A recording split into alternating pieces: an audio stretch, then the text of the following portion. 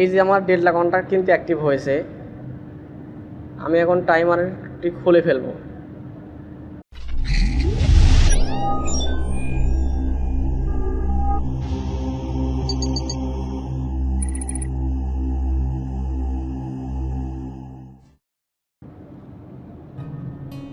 আসসালামু আলাইকুম, আমি আরিফ আপনাদের সাথে স্পিনিং ইলেকট্রিক ল্যাবের পক্ষ থেকে সবাইকে অভিনন্দন। তো সবাই কেমন আছেন? আশা করি সবাই ভালো আছেন। তো আবারও নতুন একটি টিউটোরিয়াল নিয়ে উপস্থিত হয়েছি।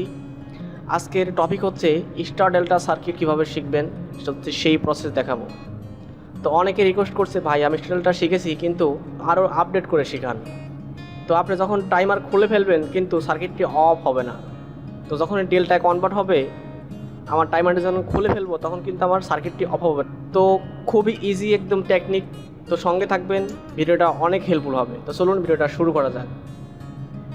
ভিডিওটা শুরু করার আগে আমাকে ডায়াগ্রাম বুঝতে হবে, ডায়াগ্রাম আসলে কীভাবে করেছি।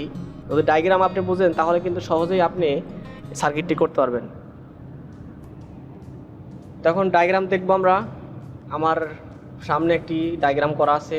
প্রথমে দেখুন পি, তারপরে ওভারলোড, তারপরে এনসি সুইচ, তারপরে অ্যানো সুইচ, তারপরে হচ্ছে কন্ট্যাক্ট। এটা ডল প্রসেস। দেখুন ওভারলোড, এনসি সুইচ, তারপরে অ্যানো সুইচ, তারপরে হচ্ছে K1 কিন্তু আমি পাওয়ার নিছি। তারপরে এই K1 হোল্ডিং করছি কীভাবে দেখেন, এই K1 এর অ্যানো থেকে কিন্তু এই কন্ট্যাক্টটি হোল্ডিং করেছি। ওকে, এই K1 হোল্ডিং করেছি। তারপরে এই K1 এর কয়েল থেকে একটি পাওয়ার নিয়ে আমি K2 কীভাবে পাওয়ার দিচ্ছি দেখেন। K1 থেকে পাওয়ার নিয়ে তারপরে টাইমারের অ্যানো, K3 এনসি, তারপরে আমি এই K2তে পাওয়ার নিয়ে আসছি। এটা হোল্ডিং করছি হচ্ছে এই K2 অ্যানো দিয়ে। যখন আমি টাইমার খুলে ফেলবো তখন এই K2 অ্যানো দিয়ে কিন্তু আমার এই, তারপরে K3 দেখেন টাইমারের এনসি, তারপরে হচ্ছে K2 এনসি, টাইমারের এনসি এবং K2 এনসি দিয়ে আমি কিন্তু K3তে পাওয়ার নিয়ে আসছি। তারপরে এখান থেকে একটা কমন পাওয়ার নিয়ে K2 এনসি এবং টাইমারের এনসি, টাইমারের অ্যানো এনসি, মানে এক হচ্ছে কমন, 3, 4 হচ্ছে অ্যানো এবং এনসি দিয়ে কিন্তু আমি এই টাইমারে পাওয়ার নিয়ে আসছি। যখন আমি এই টাইমারটি খুলে ফেলবো, আমার এই K2 এনসি দিয়ে K2 যখন ধরবে তখন এই টাইমার কিন্তু অফ হয়ে যাবে। তো এখন আমি নিউট্রাল সব কানেকশন করে নিয়েছি। এখন আমি এই যে ডল কানেকশন করব, ডল কানেকশন করার পরে আমি টাইমারের সিকোয়েন্সটা কীভাবে কাজ করে, কীভাবে কানেকশন করে সেটা দেখাবো। প্রথমে আমি ডল কানেকশন করব। তো ডল কানেকশন করার জন্য আমার প্রথমে একটা এনসি সুইচ এবং অ্যানো সুইচ প্রয়োজন। ওকে, ডায়াগ্রাম যেভাবে দেওয়া আছে আমি সেমভাবে কিন্তু কন্ট্রোলিংটা করব। তো দেখুন এনসি সুইচ, অ্যানো সুইচ এবং এই অ্যানো এবং এনসির মাঝামাঝি থেকে একটি কেবল নিয়ে আমি এই K1 এর অপর প্রান্তে কিন্তু হোল্ডিং করেছি এবং অপর প্রান্ত থেকে একটি কেবল বার করে আমি কিন্তু এই K1 এ শর্ট করে দিয়েছি। যখন আমি অন সুইচ প্রেস করব তখন এই K1 এর এই অ্যানো দিয়ে একটি পাওয়ার এসে এই K1টি হোল্ডিং হয়ে থাকবে। তো আমার K1 এর কাজ শেষ। আমি এখন এই টাইমার দিয়ে K2 এবং K3 এখন আমি কন্ট্রোলিং করব। আমি K2 বাদ দিয়ে আমি K3 কানেকশন করব। K3 কানেকশন করলে আপনি সহজে বুঝতে পারবেন। K3 কানেকশন করার জন্য আমার এই K1 থেকে একটা কমন পাওয়ার নিয়ে যখন আমি এই K1 যখন অন করব তখন যাতে আমার সরাসরি এই K3তে পাওয়ার চলে যায়। তো তার জন্য আমার K1 থেকে একটা কমন পাওয়ার নিয়ে টাইমারের এনসি 8 এবং 5 থেকে একটি কেবল নিয়ে আমি K2 এনসি দিয়ে আমি K3তে পাওয়ার দিলাম। ওকে, আমার কিন্তু কাজ শেষ। দেখতে পাচ্ছেন এটা হচ্ছে 8 নাম্বার প্রান্ত, এটা হচ্ছে 5 নাম্বার প্রান্ত, 8 এবং 5 হচ্ছে এনসি প্রান্ত। তো এটা আমার কাজ শেষ।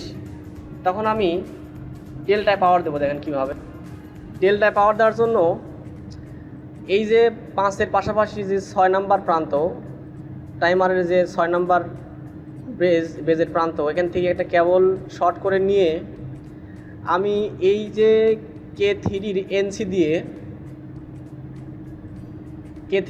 দিয়ে আমি এই K2তে পাওয়ার দেব। তার মানে যখন আমার এই K3 যখন ছেড়ে দিবে তখন তার এনসি দিয়ে এই K2-তে পাওয়ার যাবে। ইন্টারলক, এটাকে বলে ইন্টারলক, যাতে একটা যদি চালু হয় তাহলে আরেকজন চালু না হয়। তো সেই সিকোয়েন্সটা দেখাচ্ছি আমি এখন।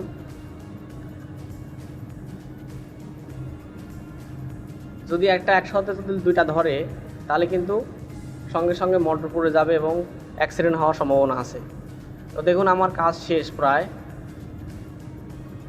এখন আমি টাইমার যখন খুলে ফেলবো তখন এই K2টা কন্টিনিউ হোল্ডিং থাকবে কিভাবে সেই প্রসেস দেখাবো। শেষ। তো আমার কিন্তু স্টাইলটা কানেকশন শেষ। এখন আমি একটু বেসিক কিছু জিনিস আপনাদের মাঝে শেয়ার করব, যেটা টাইমার খুলে ফেললে ডেল্টা কন্টাক্ট অফ হবে না। তো সেই প্রসেস দেখাবো। তো আমি একটা কমন পাওয়ার নেব। কমন পাওয়ার নিয়ে আমি এই K2-র অ্যানো দিয়ে, দেখুন আমি একটা কমন পাওয়ার নিছি, নেওয়ার পরে এই যে K2 অ্যানো দিয়ে আমি এই K2-তে পাওয়ার দেব। যখনই K2 হোল্ডিং হয়ে থাকবে তখন ওই কমন পাওয়ার দিয়ে এই K1-এ পাওয়ার আসতে থাকবে, তাহলে আমার এই K2টা অফ হবে না। তো এই প্রসেস। তো এখন টাইমার যদি আমি পাওয়ার দিই তাহলে কিন্তু হবে না, আমার টাইমারের পাওয়ারটা একটু ডিফিকাল্ট। তো যদি ভালোভাবে বোঝেন তাহলে কিন্তু সহজে বুঝতে পারবেন। ওকে, তো দেখুন টাইমারের হচ্ছে 7 এবং 2 হচ্ছে পাওয়ার সাপ্লাই ভোল্টেজ, এবং 8 এবং 5 হচ্ছে এনসি, এবং 8 এবং 6 হচ্ছে অ্যানো। সেমভাবে 1 এবং 3 হচ্ছে অ্যানো, এবং 1 এবং 4 হচ্ছে এনসি। তখন আমি এই টাইমারে পাওয়ার দেব। যদি টাইমারের পাওয়ারের সিকোয়েন্সটা বোঝেন তাহলে কিন্তু আপনি এই সার্কিটটি সহজে বুঝতে পারবেন।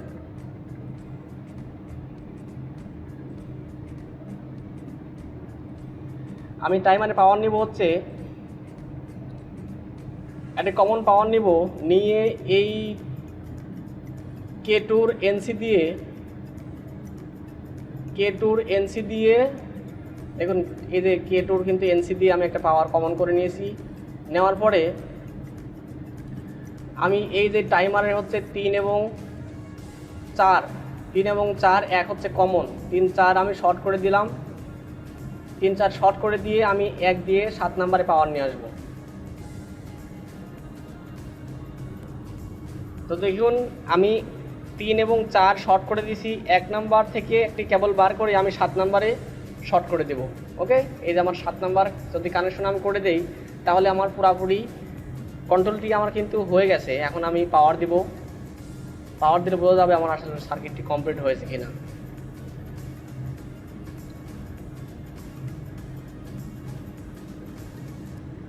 ওকে, তো এখন আমি পাওয়ার দিব, আসলে আমার সার্কিটটি কমপ্লিট হলো কিনা। তো আমার এই যে ফেজ আর নিউট্রাল এটা দিয়ে এখন আমি পাওয়ার দিব সকেট লাইনে। আমার পাওয়ার দেওয়া কমপ্লিট। এখন আমি সুইচ দিব, অন সুইচ প্রেস করব। দেখি অন সুইচ প্রেস করলে আমার আসলে কাজটি করে কিনা। তো দেখুন এই যে প্রেস করলাম সরাসরি কিন্তু টাইমারে পাওয়ার আসছে, এবং K1 এবং K3 কিন্তু অ্যাক্টিভ হয়েছে। দেখুন শব্দ হয়েছে কিন্তু একটা। ওকে, আমার এই টাইমার যখন চেঞ্জ হবে, ডেল্টা যখন যাবে তখন টাইমারে পাওয়ার অটোমেটিক অফ হয়ে যাবে।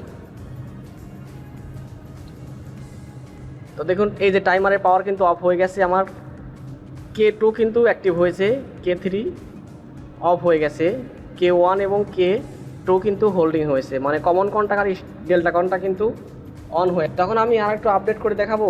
আমি দুইটা বাল্ব নেব, কমন কন্টাক্ট এবং স্টার কন্টাক্ট ডেল্টা কন্টাক্টে যখন অ্যাক্টিভ হবে তখন দুইটা বাল্ব জ্বলে উঠবে।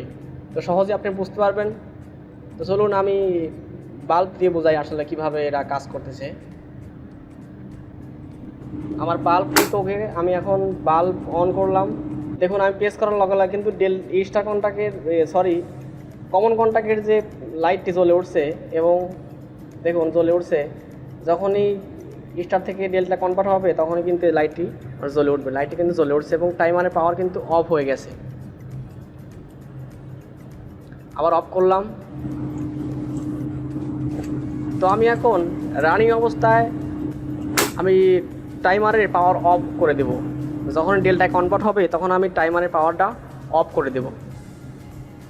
দেখুন তাহলে আমার এই ডেল্টা কন্ট্যাক্টটি ছেড়ে দেয় না। এই যে আমার ডেল্টা কন্ট্যাক্ট কিন্তু অ্যাক্টিভ হয়েছে। আমি এখন টাইমারটি খুলে ফেলবো। দেখুন আমি এখন টাইমারটা খুলে ফেললে আমার ডেল্টা কন্ট্যাক্টটি অফ হয় কি না। দেখুন অফ হয়নি, কিন্তু লাইটটি কিন্তু জ্বলে আসে। কমন কন্ট্যাক্ট এবং ডেল্টা কন্ট্যাক্ট কিন্তু জ্বলে আসে, কোনো কিছু নাই। তো ধন্যবাদ। যদি ভিডিওটা ভালো লাগে অবশ্যই আমার চ্যানেলকে সাবস্ক্রাইব করবেন এবং পরবর্তী ভিডিও পাওয়ার জন্য নোটিফিকেশন বেলটি অন করে দিবেন। তো সবার সুস্থতা কামনা করে আজকের মতো বিদায় নিচ্ছি। আসসালাম।